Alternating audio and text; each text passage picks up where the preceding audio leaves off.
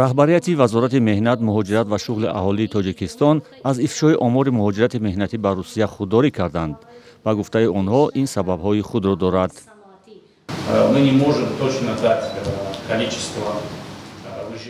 мо наметавонем омори ба муҳоҷират мерафтаҳоро пешниҳод кунем, ба хотири он ки ин омор омехта аст.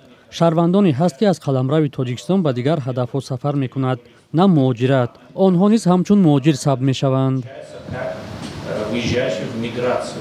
муовини вазири меҳнат, муҳоҷират ва шуғли аҳолӣ афзуд, онҳо вазифадоранд ки ба хотири дақиқ кардани омори муҳоҷирон системаи рақамии сабти муҳоҷирон ва дигар афроди ба хориҷа сафаркардаро таъсис диҳанд.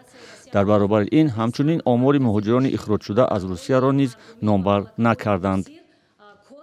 лекин теъдоди нафароне ки ихроҷу бозпаш шудагӣ ҳастанд кам ҳастанд.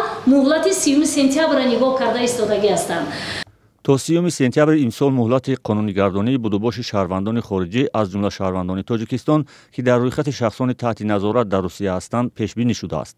ба иттилои вазорати меҳнат, онҳо муҳоҷирони меҳнатиеро ки дар ин рӯйхат қарор доштаанд дар системаи электронӣ сабти ном мекунанд ва маълумотро ба ҷониби Русия мефиристанд ки дар натиҷа 63685 нафар аз ин рӯйхат хориҷ карда шудаанд.